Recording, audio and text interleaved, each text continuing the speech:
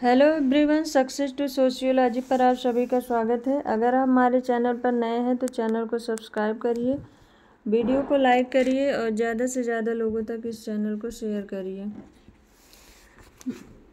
आज की ये क्लास यूपी पीजीटी एवं बिहार पीजीटी के संपूर्ण टॉपिक्स पे आधारित परिभाषाओं से है।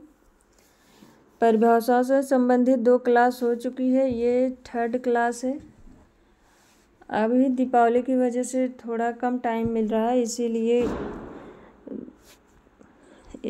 ये परिभाषाएं कवर करने के लिए 1-2 क्लास और बनानी पड़ेगी। चलिए क्लास को शुरू करते हैं।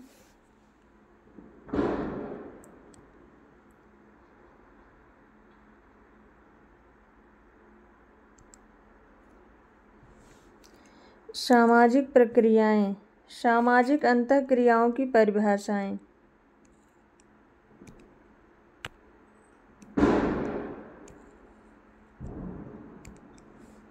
सामाजिक अंतःक्रियाओं की परिभाषाएं। गिलिन एवं गिलिन के अनुसार सामाजिक संपर्क अंतःक्रिया की प्रथम अवस्था है। सामाजिक संपर्क अंतःक्रिया की प्रथम अवस्था है, ये गिलिन एवं गिलिन ने कहा है। पार्क एवं बर्गेस के अनुसार सामाजिक अंतःक्रिया द्विपक्षीय है। व्यक्तियों का व्यक्तियों पर प्रभाव तथा समूह का समूहों पर प्रभाव। पार्क एवं बर्गेस ने कहा है सामाजिक अंतःक्रिया द्विपक्षीय है। व्यक्तियों का व्यक्तियों पर प्रभाव तथा समूहों का समूहों पर प्रभाव सामाजिक अंतःक्रिया में होता है। नेक्स्ट है ग्रीन के अनुसार सामाजिक अंतःक्रिया वैसे पारस्परिक प्रभाव हैं जो व्यक्ति एवं समूह अपनी समस्याओं को हल करने एवं अपने लक्ष्यों की पूर्ति के प्रयत्न में एक दूसरे पर डालते हैं। सामाजिक अंतःक्रिया वैसे पारस्परिक प्रभाव हैं जो व्यक्ति एवं समूह अपनी समस्याओं को हल करने एवं अपने लक्ष्यों की पूर्ति के प्रयत्न में एक दूसरे पर डालते हैं, ये ग्रीन ने कहा है। नेक्स्ट है एल्डरिज एवं मैरिल के अनुसार सामाजिक अंतःक्रिया वह सामान्य प्रक्रिया है जिसके द्वारा 2 अथवा अधिक व्यक्तियों में परस्पर एक अर्थपूर्ण संपर्क होता है, जिसके फलस्वरूप उनके व्यवहार में कुछ संशोधन होता है, चाहे इस संशोधन की मात्रा कितनी ही कम क्यों न हो। एल्डरिज एवं मैरिल ने कहा है सामाजिक अंतःक्रिया वह सामान्य प्रक्रिया है। उन्होंने कहा है सामाजिक अंतःक्रिया वह सामान्य प्रक्रिया है जिसके द्वारा 2 अथवा अधिक व्यक्तियों में परस्पर एक अर्थपूर्ण संपर्क होता है, जिसके फलस्वरूप उनके व्यवहार में कुछ संशोधन होता है, चाहे इस संशोधन की मात्रा कितनी ही कम क्यों न हो। नेक्स्ट है सामाजिक प्रक्रिया की परिभाषा। मैकाइवर एवं पेज के अनुसार एक प्रक्रिया का अर्थ परिस्थिति में पहले से ही मौजूद शक्तियों की क्रियाशीलता के माध्यम से एक निश्चित तरीकों में होने वाले परिवर्तन से है। मैकाइवर एवं पेज ने कहा है सामाजिक क्रिया की परिभाषा में एक प्रक्रिया का अर्थ परिस्थिति में पहले से ही मौजूद शक्तियों की क्रियाशीलता के माध्यम से एक निश्चित तरीकों से होने वाले निरंतर परिवर्तन से है। नेक्स्ट है मैक्स लर्नर के अनुसार सामाजिक प्रक्रिया के मूल में इस प्रकार गति, परिवर्तन, प्रवाह और समाज के सतत परिवर्तन होने का अभिप्राय होता है। सामाजिक प्रक्रिया के मूल में इस प्रकार गति, परिवर्तन, प्रवाह और समाज के सतत परिवर्तन होने का अभिप्राय होता है, ये मैक्स लर्नर ने कहा है। नेक्स्ट है वान बीज के अनुसार सामाजिक प्रक्रिया किसी भी सामाजिक संबंध का गत्यात्मक पहलू है। वान बीज ने कहा है, सामाजिक प्रक्रिया किसी भी सामाजिक संबंध का गत्यात्मक पहलू है। नेक्स्ट है गिलिन और गिलिन के अनुसार, सामाजिक प्रक्रियाओं से हमारा तात्पर्य अंतःक्रिया करने के उन तरीकों से है जिन्हें हम देख सकते हैं जब व्यक्ति और समूह मिलते हैं और संबंधों की व्यवस्था स्थापित करते हैं, या जब परिवर्तन जीवन के प्रचलित तरीकों को अव्यवस्थित कर देते हैं। गिलिन और गिलिन के अनुसार, सामाजिक प्रक्रियाओं से हमारा तात्पर्य अंतःक्रिया करने के उन तरीकों से है जिन्हें हम देख सकते हैं जब व्यक्ति और समूह मिलते हैं और संबंधों की व्यवस्था स्थापित करते हैं, या जब परिवर्तन जीवन के प्रचलित तरीकों को अव्यवस्थित कर देते हैं। ये गिलिन एवं गिलिन के अनुसार है। नेक्स्ट है विसेंज और विसेंज के अनुसार, अंतःक्रिया के विभिन्न स्वरूपों को ही सामाजिक प्रक्रिया कहते हैं। अंतःक्रिया के विभिन्न स्वरूपों को ही सामाजिक प्रक्रिया कहते हैं, ये विसेंज और विसेंज ने कहा है। नेक्स्ट है सहयोग की परिभाषाएं। फेयरचाइल्ड के अनुसार, सहयोग एक प्रक्रिया है जिसके द्वारा व्यक्ति या समूह कम या अधिक संगठित रूप से सामान्य उद्देश्यों की प्राप्ति के लिए अपने प्रयत्नों को संयुक्त करते हैं। फेयरचाइल्ड ने कहा है, सहयोग एक प्रक्रिया है जिसके द्वारा व्यक्ति या समूह कम या अधिक संगठित रूप से सामान्य उद्देश्यों की प्राप्ति के लिए अपने प्रयत्नों को संयुक्त करते हैं। ये फेयरचाइल्ड ने कहा है। नेक्स्ट है मैरिल तथा एल्ड्रिच के अनुसार, सहयोग उसे कहते हैं जिसमें दो या दो से अधिक व्यक्ति एक सामान्य लक्ष्य की प्राप्ति के लिए साथ साथ कार्य करते हैं। मैरिल और एल्ड्रिच ने कहा है, सहयोग उसे कहते हैं जिसमें दो या दो से अधिक व्यक्ति एक सामान्य लक्ष्य की प्राप्ति के लिए साथ साथ कार्य करते हैं। नेक्स्ट है ग्रीन के अनुसार, सहयोग दो या दो से अधिक व्यक्तियों द्वारा किसी कार्य को करने या किसी समान इच्छित उद्देश्यों को प्राप्त करने के लिए किया जाने वाला निरंतर एवं सामूहिक प्रयत्न है। ग्रीन ने कहा है, सहयोग दो या दो से अधिक व्यक्तियों द्वारा किसी कार्य को करने या किसी समान इच्छित उद्देश्यों को प्राप्त करने के लिए किया जाने वाला निरंतर एवं सामूहिक प्रयत्न है। ये ग्रीन ने कहा है। नेक्स्ट है किंग्सले डेविस के अनुसार, इन्होंने कहा है, एक सहयोगी समूह वह है जो एक उद्देश्य की प्राप्ति के लिए मिलजुल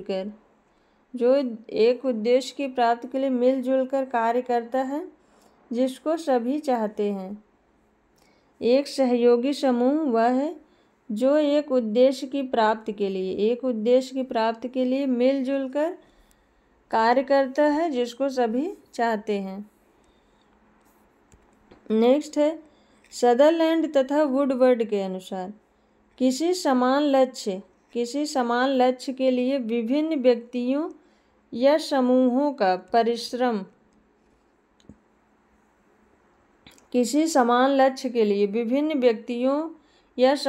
परिश्रम मिलकर काम करना ही सहयोग है। किसी समान लक्ष्य के लिए विभिन्न व्यक्तियों या समूहों का परिश्रम मिलकर काम करना ही सहयोग है। नेक्स्ट है संघर्ष की परिभाषाएं। गिलिन एवं गिलिन के अनुसार, संघर्ष वह प्रक्रिया है जिससे व्यक्ति अथवा समूह अपने लक्ष्यों की प्राप्ति विरोधियों को प्रत्यक्ष हिंसा की चुनौती देकर करते हैं।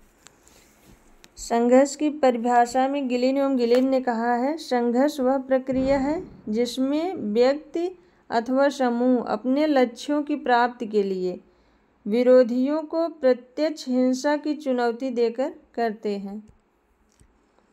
नेक्स्ट है मैकाइवर एवं पेज के अनुसार सामाजिक संघर्ष में वे सभी क्रियाकलाप सम्मिलित हैं जिसमें मनुष्य किसी भी उद्देश्य के लिए एक दूसरे के विरुद्ध लड़ते या विवाद करते हैं। मैकाइवर एवं पेज ने कहा है सामाजिक संघर्ष में वे सभी क्रियाकलाप सम्मिलित हैं जिसमें मनुष्य किसी भी उद्देश्य के लिए एक दूसरे के विरुद्ध लड़ते या विवाद करते हैं। नेक्स्ट है ग्रीन के अनुसार संघर्ष दूसरे या दूसरों की इच्छा के विरुद्ध प्रतिकार या बलपूर्वक रोकने के विचारपूर्वक प्रयत्न को कहते हैं।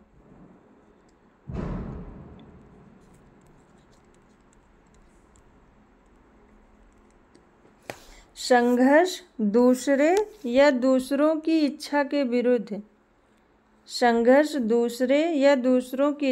विरुद्ध प्रतिकार या बलपूर्वक रोकने के विचारपूर्वक प्रयत्न को कहते हैं।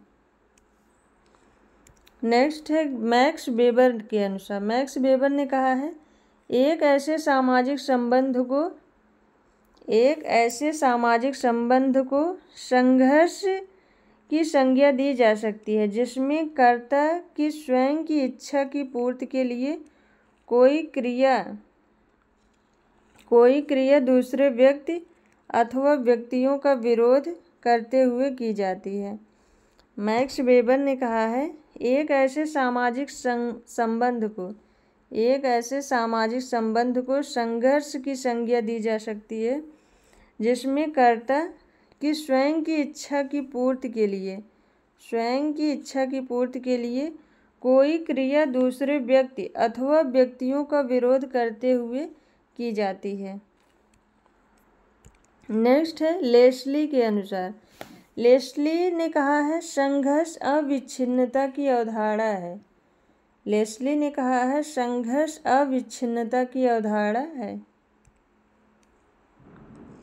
नेक्स्ट है शीमेल एवं कोजर के अनुसार शीमेल एवं कोजर ने कहा है संघर्ष को प्रकार्यात्मक माना जाता है क्योंकि बहुलवादी समाजों में संघर्ष लोगों को जोड़ने का कार्य करता है।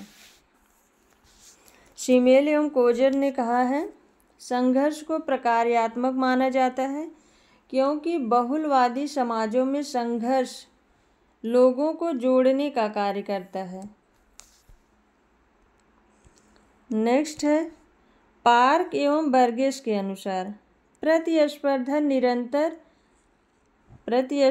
निरंतर और अवैयक्तिक है जबकि संघर्ष अनिरंतर और वैयक्तिक है। पार्क एवं बर्गेस ने कहा है प्रतिस्पर्धा निरंतर और अवैयक्तिक है जबकि संघर्ष अनिरंतर और वैयक्तिक है। नेक्स्ट है समायोजन की परिभाषाएं गिलिन एवं गिलिन के अनुसार समायोजन वह प्रक्रिया है जिसके द्वारा प्रतियोगी और संघर्षरत व्यक्ति तथा समूह एक दूसरे के साथ अपने संबंधों का अनुकूलन करते हैं जिससे प्रतियोगिता अतिक्रमण तथा संघर्ष के कारण उत्पन्न कठिनाइयों को पार किया जा सके। समायोजन वह प्रक्रिया है जिसके द्वारा प्रतियोगी और संघर्षरत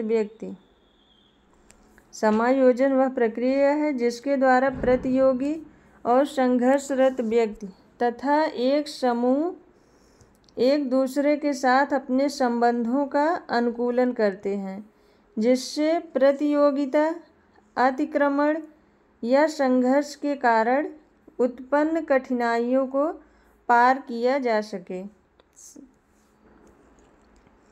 नेक्स्ट है मैकाइवर के अनुसार समायोजन शब्द खास तौर से उस प्रक्रिया की ओर संकेत करता है जिसमें मनुष्य अपने पर्यावरण से सामंजस्य पाता है। समायोजन खास तौर से उस प्रक्रिया की ओर संकेत करता है जिसमें मनुष्य अपने पर्यावरण से सामंजस्य की भावना पाता है। नेक्स्ट है सातवीकरण की परिभाषाएं। ऑकबर्न एवं नीमकॉफ के अनुसार सातवीकरण वह प्रक्रिया है जिसके द्वारा किसी समय असमान रहे एकाधिक व्यक्ति या समूह समान हो जाते हैं, अर्थात अपने स्वार्थ तथा दृष्टिकोण के मामले में उनके बीच एक रूपता पनप जाती है।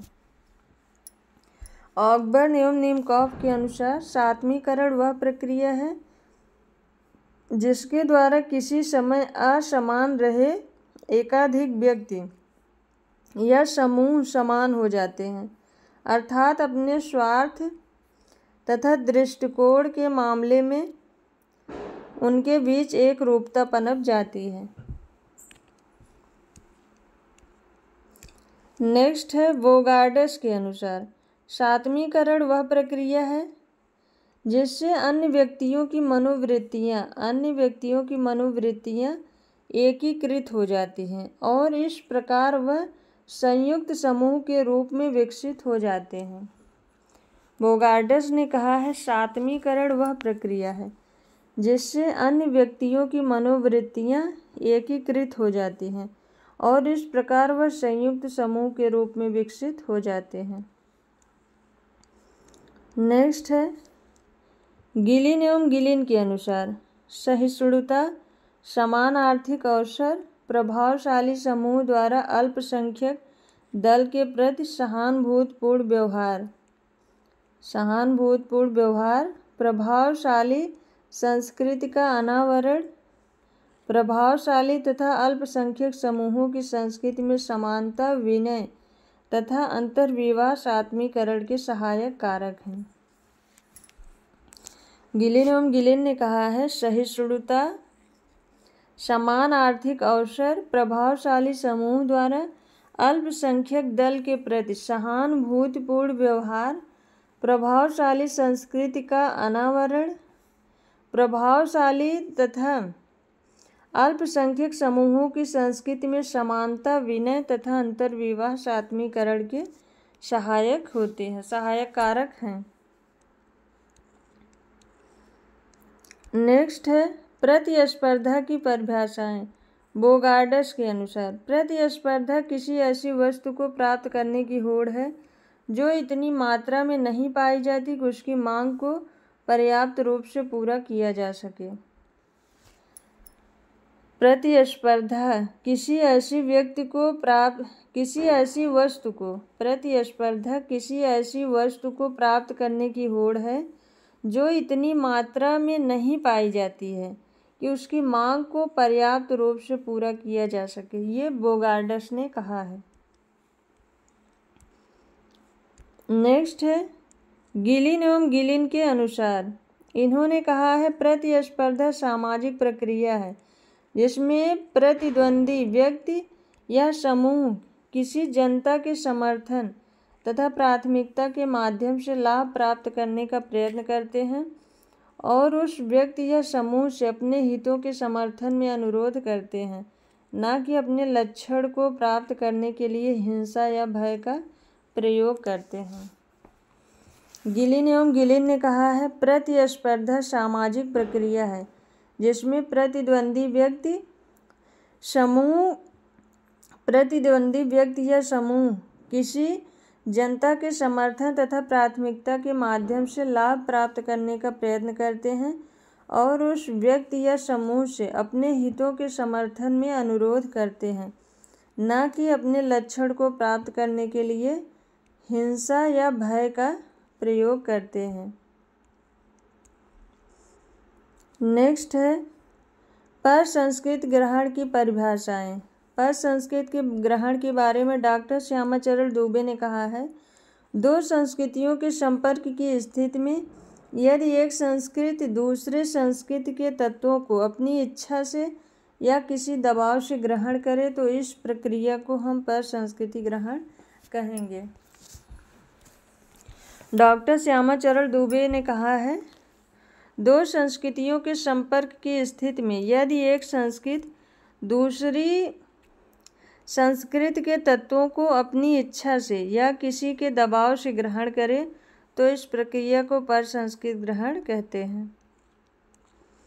नेक्स्ट है मजूमदार एवं मदन के अनुसार, जब एक संस्कृत के प्रभाव से दूसरे संस्कृत की संपूर्ण जीवन पद्धति परिवर्तन की प्रक्रिया के दौर में होती है तब इस प्रक्रिया को परसंस्कृत ग्रहण कहा जाता है। मजूमदार एवं मदन ने कहा है, जब एक संस्कृत के प्रभाव से दूसरे संस्कृत की संपूर्ण जीवन पद्धति परिवर्तन की प्रक्रिया के दौर में होती है तब इस प्रक्रिया को परसंस्कृत ग्रहण कहते हैं। नेक्स्ट है हर्शकोविट्ज़ के अनुसार, जब एक बालक बढ़ता है और वह अपनी ही सांस्कृतिक परंपराओं को सीखता है तो इस प्रक्रिया को अंतः संस्कृत ग्रहण कहते हैं।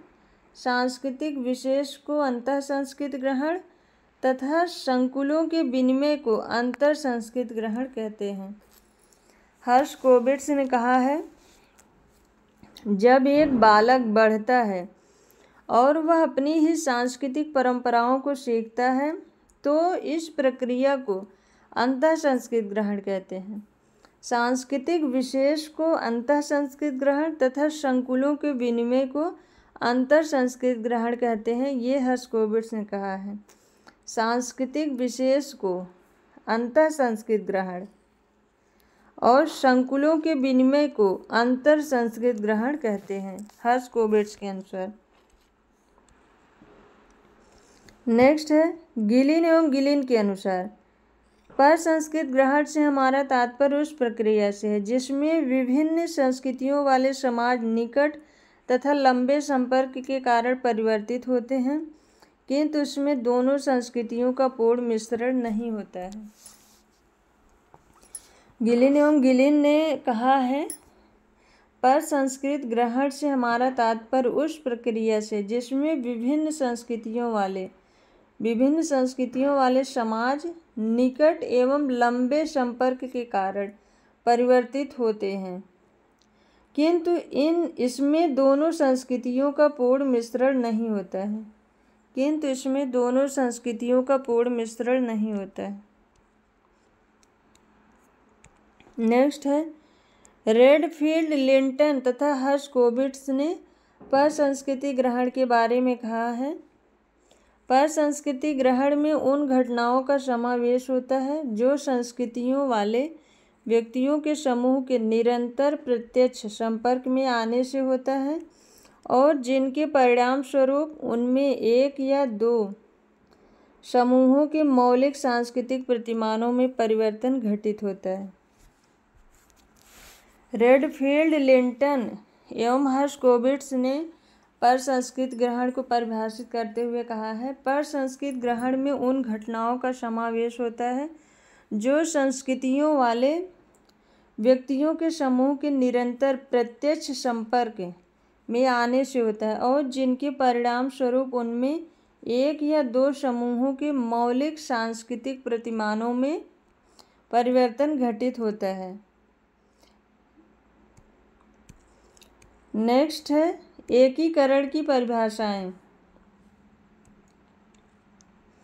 एकीकरण के बारे में गिलिन एवं गिलिन ने कहा है, एकीकरण का तात्पर्य समरूपता नहीं वरन संगठन है। लक्ष्यों की प्राप्ति के लिए एक समाज की विभिन्न इकाइयों की भावनाओं, मनोवृत्तियों एवं व्यवहारों में एकता का भाव उत्पन्न हो जाना ही एकीकरण है। एकीकरण में इकाइयों के बीच मतभेद समाप्त हो जाते हैं।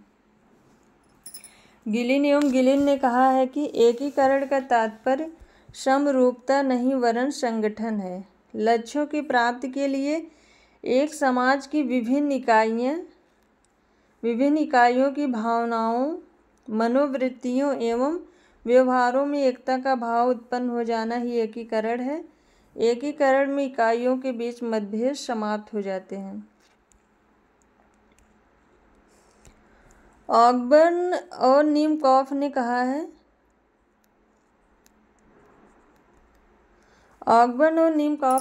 है, पृथक अंगों को मिलाकर पृथक अंगों को मिलाकर एकाकी इकाई निर्मित करने की प्रक्रिया ही एकीकरण है।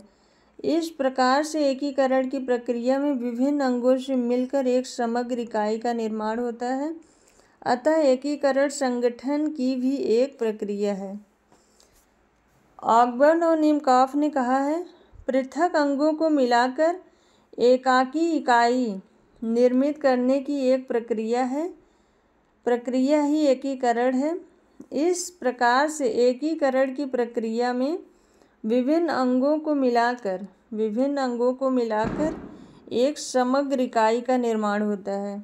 अतः एकीकरण संगठन की भी एक प्रक्रिया है। ये ऑकबर्न एवं निमकॉफ ने कहा था।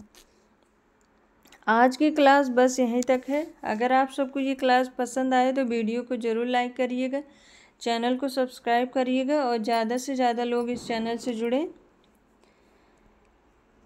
आप सभी चैनल को और ज़्यादा लोगों तक शेयर कर दीजिए। Thank you.